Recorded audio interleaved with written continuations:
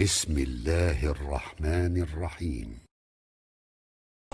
Kadafen adam bir namaz okuyuyotin, mescitte duň, şoňa öz-özüň hoş bolýan, ýa-da halkyň arasynda goşulýanlygyna hoş bolýan, ýa halk görüňde biraz beginýän, näinki riya.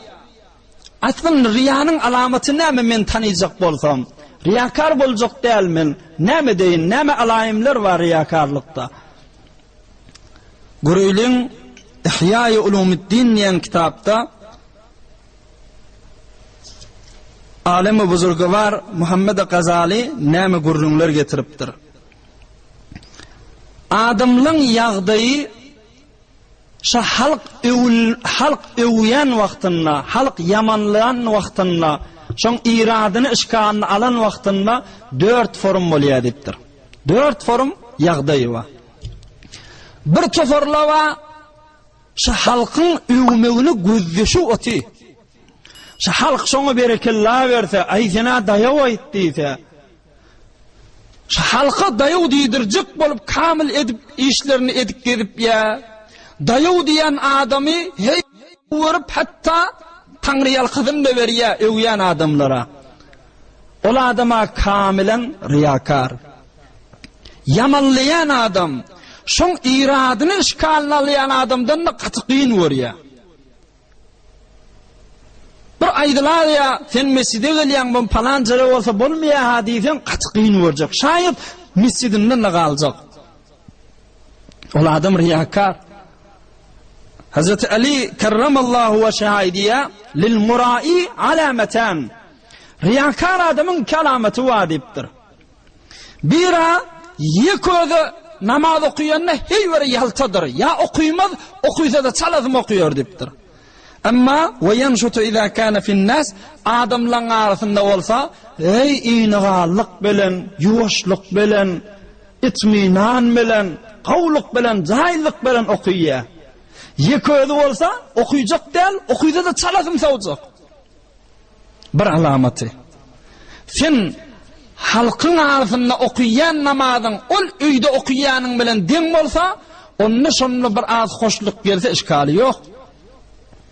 Ya ikilenji alamaty halk öwse közelçik mescide gelişini, tefsire gelişini, ille tesbih alyşyny, amma halk şonu yamallasa, iradyny alasa, bir işgalyny alasa, kullun tätil etjek bu bernamasyny.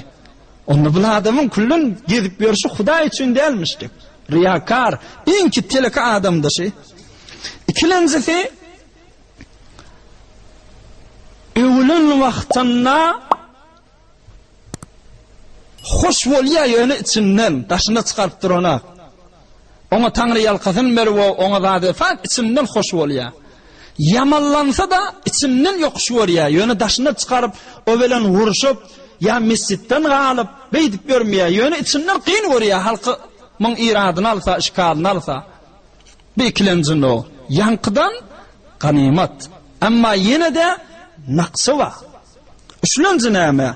Üçlenjisi yamallansyn, öwülsün, hiç fark edenak. İkisi de depbeden. Alamaty näme? İkisiniň depbedenligi. Şu öwýän adam bilen oturşanda kärrek oturuşasy bilýän bolsa, ol iradyny alýan, işgalyny alýan ýa yamanlayan adam bilen oturşanda basym turasy bilýän bolsa, bu depbedende oň ýanyna. Ol ikilenji guruhdan. Haniň haksy bar.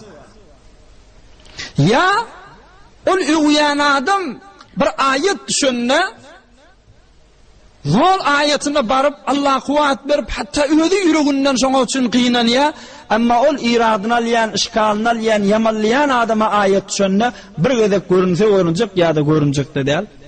Bu ikisiniň arasynda açdy bolýar. Dem däl.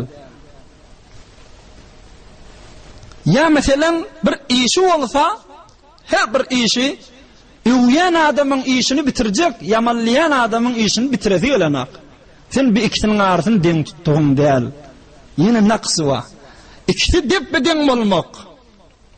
Üçlenji we kamil adamlaňky öwýän adama gaty begenip hoş bolup duranak, yamanlayan adamdan gaty qyn görüp, ondan narahat bolup, öküleşip, Hatta ediyen abadetinden kemi o zatlarda edenak. Şulanca adamca.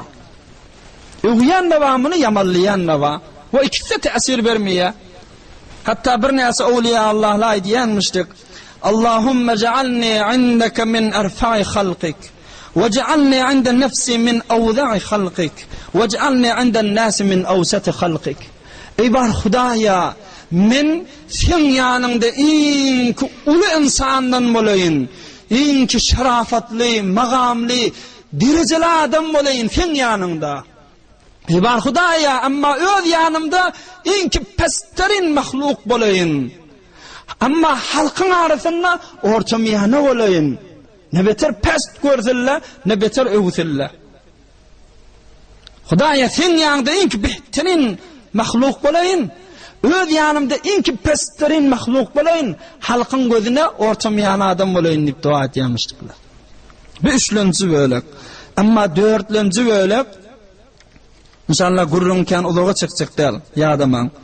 Dörtlüncüsü kamil ve mükemmel adamla, halis ve muhlis adamla, üvyan adamı yokuşur ya, yamallayan ve iradını alayan adamlar kovur ya. Sen hak bil ya, sen övmekliğin bana fakat ziyandan başka da değil. Şayet men ucuba minsem, şayet riyakarlık bolsun. Sen övmen bilen men hiç sade yetmeyen, iyide kaçtan kaçayan övü gitmeyen. Ne deyip övüyen deyip kıyın var ya. Amma yamallayan adam, şunu iradın işgalini alayan adamı kovur ya. Ay eline ağırmasın diye. Men bilmeyedim diye. Doğru diyen ha, men sizlere kimsiliğim var ha diye. Kamil ve mükemmel, dörtlüncü, kamil inşallah. Övüyen adamı yokuşur ya, yamallayan adamdan hoşuyor ya. Tayin ki halkın arasında bitir, maruf olup, meşhur olup, qov olup gitmesin. Hatta özünü bitir yani qov koyacak bulmayanmıştıkla. برای مشاهده ویدیوهای بیشتر به کانال یوتیوب سخنرانی های علمای ترکمن سر بزنید، مشترک بشید و منتشر کنید، اجر ببرید.